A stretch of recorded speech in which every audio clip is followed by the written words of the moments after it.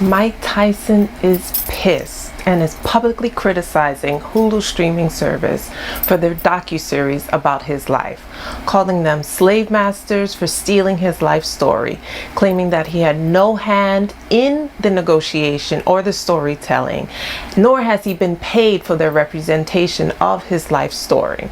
In several statements from him on social media, the fighter exclaimed, "Hulu tried to desperately pay my brother Dana White millions without offering me $1 to promote their slave master takeover story about my life.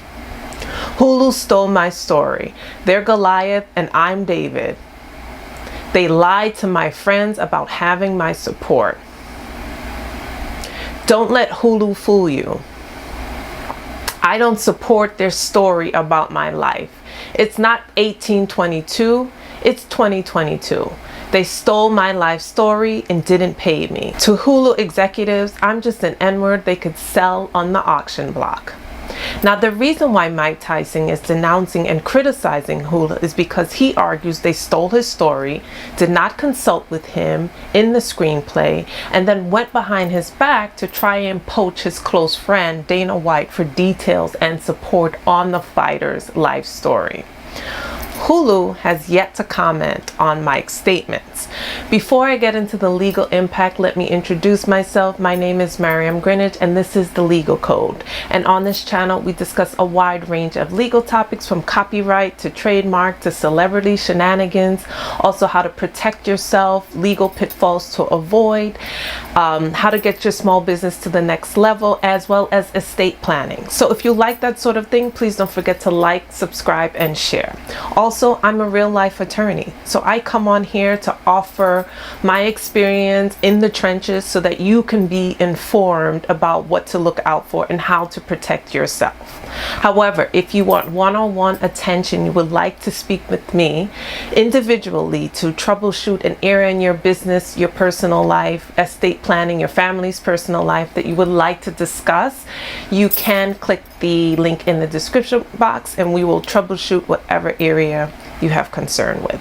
Now let's get into the topic and why Mike Tyson is pissed, the legal impact, and what to look out for if you're a film creator or in the creative endeavor and you take inspiration from the life stories of others. We are going to discuss the legal issues to look out for. I totally understand how Mike Tyson feels. He feels possessive over his life story, his experiences, and we all feel that way. We feel that no one has the right to tell and speak about our personal history, let alone go into production and do a whole film series without consulting with us. However, as personal and possessive of our experiences we are, no one owns the right to their own story. It is absolutely legal for people to write unauthorized biographies, make documentaries, dramas about someone else without needing their permission. Although it's legal, it doesn't mean it doesn't have its issues or run into any legal complication. So we're going to do a deep dive into the legal issues surrounding when you write about someone else. What are the legal issues to look out for? Generally, when making docudramas about famous personalities, the legal issues to watch out for include rights of privacy, the tort of false light, rights of publicity, and of course defamation and rights of privacy. Did I say rights of privacy? Yeah, rights of privacy. Now, the right of privacy is the legal right of an individual to have reasonable privacy and not having his or her private affairs made known or his or her likeness exhibited to the public. In the case of a person who's passed away, individual rights of privacy dies with them. This is not the case with living individuals, such as Facebook's Mark Zuckerberg, for example, or Mike Tyson in our case. However, the First Amendment of the American Constitution allows docudrama filmmakers the right to make a movie about a living person without their permission, so long as it does not violate his or her privacy or defame that person.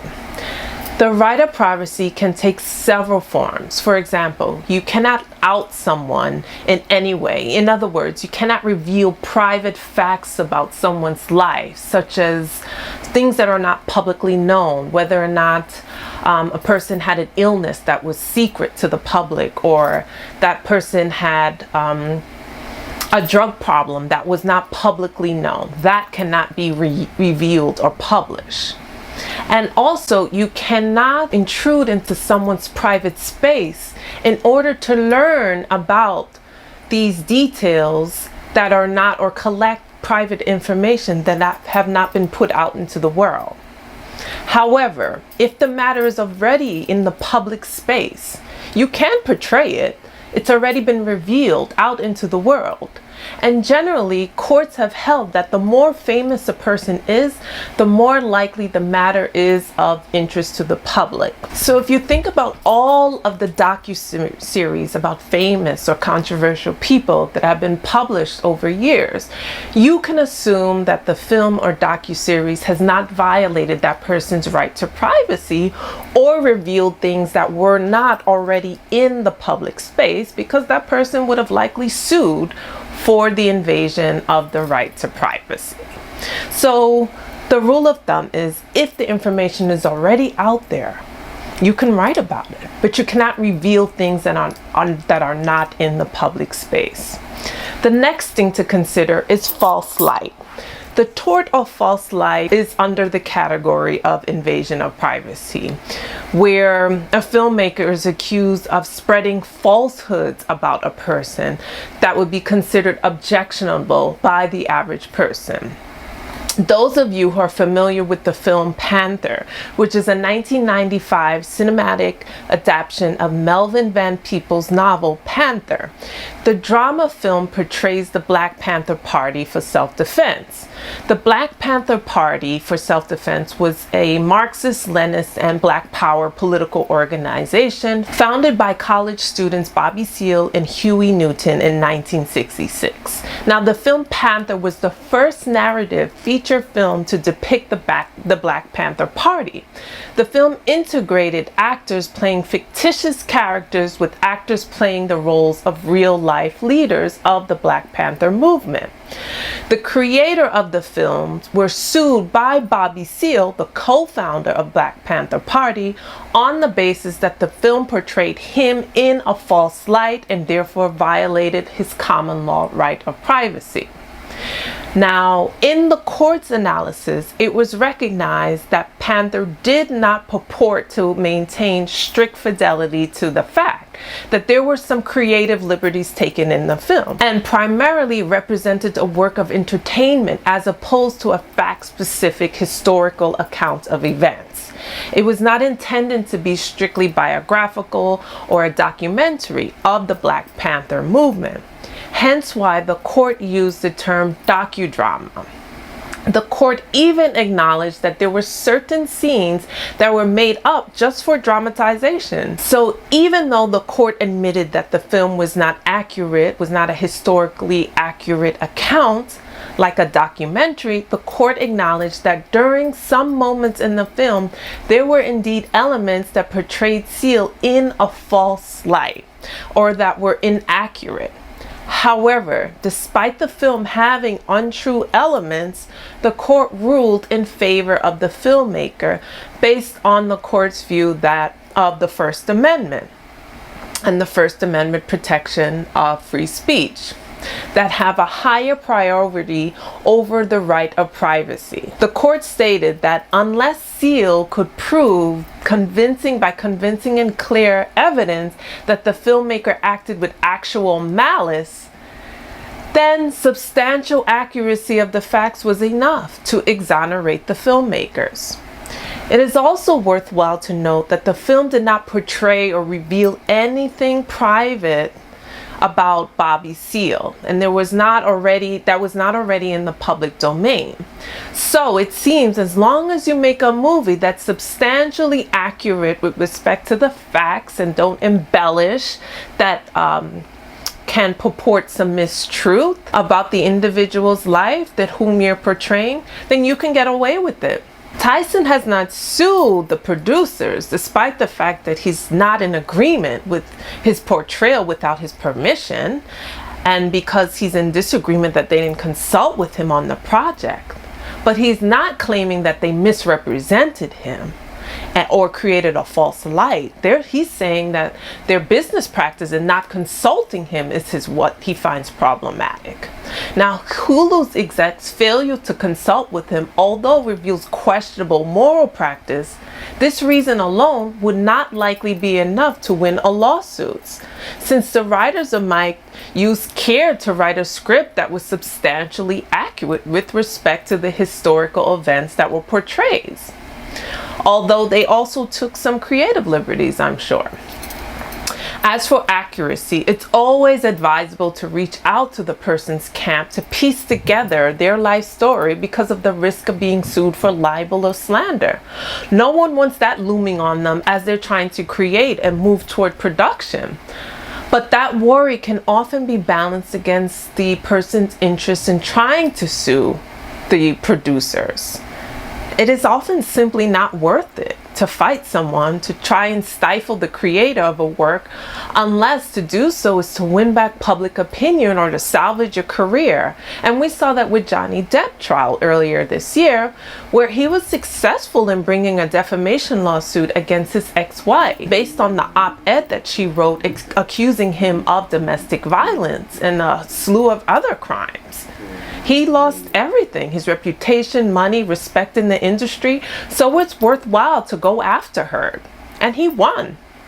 But why most people do not pursue a defamation lawsuit is because going to the courts to defend your privacy can draw attention to your situation or your discomfort even more. This is also known as the Streisand effect. Now, the Streisand effect is a phenomenon that occurs when an attempt to remove or censor information has the unintended consequence of increased awareness to that information. As we saw again with Johnny Depp, during this defamation lawsuit, all of his weaknesses were put out in front.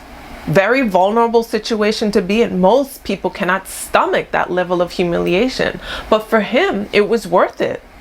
For him, he did a cost-benefit analysis, and it was worth it for him to salvage his reputation and win in the court of public opinion, even if he didn't win in court. Fortunately, he won in both, and he was able to recover and receive so much support from the public. When you're pitching a true story based on a person's life or specific events in their life, it's important to have their permission from an ethical point of view, as well as from a strategy point of view, to make sure you're not putting in anything that could be defamatory.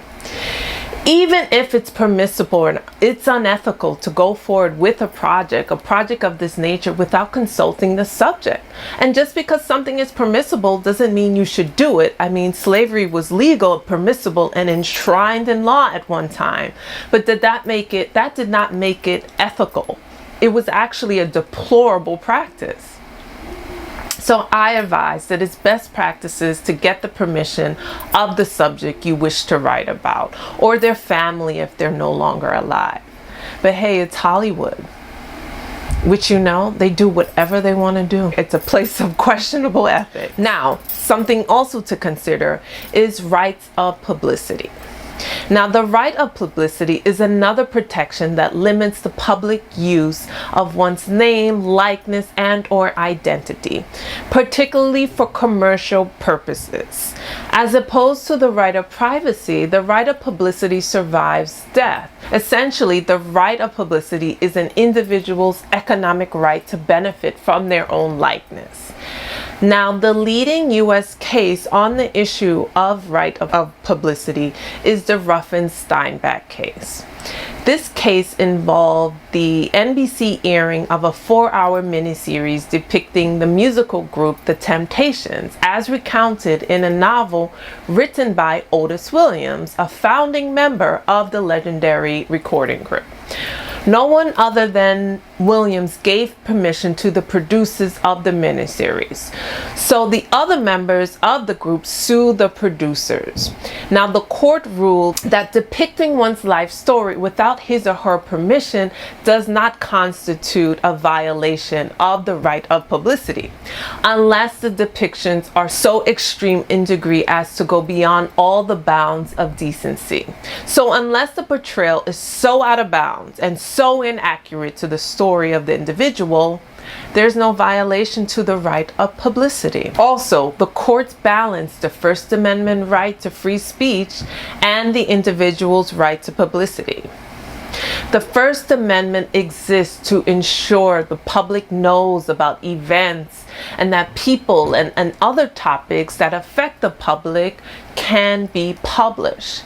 The newsworthiness exception includes information regarding a person's life, even if it's sort of taboo. If it can be considered really news and there is a public interest in that person, the unauthorized biographies are protected by the First Amendment, as it is considered newsworthy and the public has a right to know about it. The courts have long held that as long as the work makes it known that it is fiction, then there is no infringement of an individual's right of publicity. So as you can see, the First Amendment permits a publisher to publish or advertise a newsworthy material when the material is about an individual, as long as it's more or less accurate representation of that person. So how are the rights of publicity violated? Let's say Mike Tyson does a campaign for Gatorade and another company discovers the photographs or videos used for that promotion and takes those photographs or video and puts it in their shaving cream campaign. That is when the publicity is violated, because he never consented to the use of his likeness in the shaving cream. Because he has an economic interest in controlling where his face and likeness goes, he has a cause of action. The publicity right in an individual's right to prevent their image, photo, likeness, voice, whatever it may be, from commercially becoming utilized for advertisement purposes without them giving permission. Lastly, this is a little interesting topic. So if you're a film producer and if you're still adamant about pursuing your project without the permission of the subject, here is something else to think about. Insurance. I know, not something you thought I would say. Producers, errors, and omission insurance, also E&O insurance, covers all of the potential legal liabilities and defense costs against lawsuits alleging unauthorized use of titles, formats, ideas, characters, plots, plagiarism, unfair competition, privacy, breach of contract, the list goes on. Libel, slander, defamation. That E&O insurance insulates and protects you. E&O insurance is a requirement for distribution deals with studios, television, cable networks, DVD, and the internet sites prior to the release of any film. Production E&O policy would provide a lawyer in the instance and will pay the legal fees and judgment costs if the filmmaker lost the lawsuit. In fact, if you haven't released a film, you'll discover that production financing probably will not flow until you have E&O coverage in full force. The first thing an insurance provider will ask you to do is, do you have a title and script clearance? That is a way to discover if you've done your due diligence, your legal due diligence, to make sure you aren't engaging in copyright infringements and that you have the right to use the material, the story, the title. As you set out to obtain E&O insurance as a filmmaker, you must begin clearance work prior. This clearance work is so vital and important because they make you aware of any conflicting assignments that may hinder production and destroy your right to use the underlying work. This is why e-insurance is so important and protects you and insulates you. It's like a prophylactic strategy to get out in front of any possible legal claims so that you're not sued later down and then you won't be able to produce your work. It clears up things in the beginning prior to production. And still, if someone sues you, if you do all that due diligence and someone sues you, you still have a lawyer that you don't have to come out of pocket to pay for to defend you in a lawsuit. Defamation, privacy, I listed the categories earlier. So as for Mike Tyson, he's adored by many. He has a lot of support, generations of fans. I mean, I grew up watching Mike Tyson fight. So although Hulu is a giant in the industry, I also think like Tyson is beloved by many, and that this may backfire in this area of public opinion where that dominates. This may not, although he may not be pleased that his story is out there without compensation, this allows him to tell another story, and this brings more attention to him and the things that are important to him. And this may not have been the best move for Hulu, but again, it's Hollywood, and a lot of times they have a lot of power. So let me know your thoughts. Let me know, have you seen the Hulu docuseries? What do you think about Mike Tyson speaking publicly about and denouncing Hulu's practices? Do you support him? Let me know what you think. All comments are welcome. And if you have any questions about First Amendment, the rights of privacy, right to publicity, defamation, you can leave that in the description box. And I will see you next time. Bye-bye.